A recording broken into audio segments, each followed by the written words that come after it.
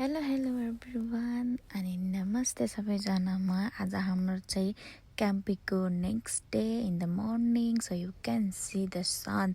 Oh my god, it's so nice. एकदम राम्रो देखिरहेको थियो। घाम चाहिँ जाडो पनि भइरहेको थियो र यो चाहिँ रहेको छ हाम्रो पोखरी पानीको ताल, जुन चाहिँ हामी त्यही नजिक नै हाम्रो टेन्ट लगाएको थियौँ होइन।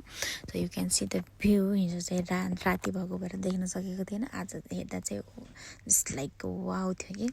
सो हामी चाहिँ राति खानाहरू नखाएको कारणले बिहान बिहान भोक लागेर हामीले चाहिँ उहाँ घरबाटै बनाएर लिएर आएको गार्लिक राइस थियो, त्यही नै तताएर बिहान बिहानै खाएर चाहिँ हामी लाग्नुपर्ने हुन्छ लभ लेकतिर होइन। त्यहाँको नजारा हेर्नुको लागि चाहिँ हामी लाग्यौँ। सो सबैजना चाहिँ हामी गयौँ। हेर्न सक्नुहुन्छ गाइजहरू, बाटो चाहिँ एकदम राम्रो, टोटली नेपालको भाइब दिनेवाला थियो होइन।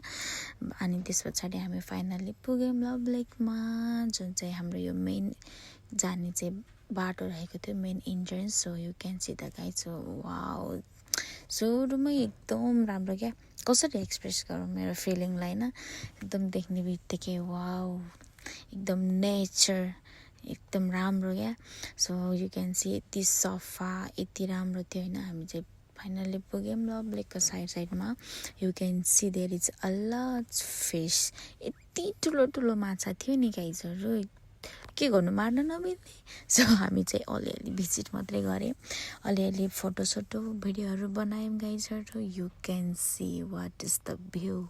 So it's I can not explore my feeling you know. So it's just like wow. So तपाईँहरूले पनि यो भोलिपल्टको नजारा चाहिँ एकदम राम्रो थियो गाइजहरू होइन। हामी यदि तपाईँसँग टाइम छ भने चाहिँ घुम्न सक्नुहुन्छ क्या। हामी चाहिँ टाइम नभएको कारण अलिकति मात्रै घुमेर आयौँ। You can see this golden fish होइन। त्यस पछाडि हामी चाहिँ अलिअलि फोटो भिडियोहरू लिएर चाहिँ फर्क्यौँ गाइजहरू। आजको हाम्रो भिडियो चाहिँ यति नै रहेको छ।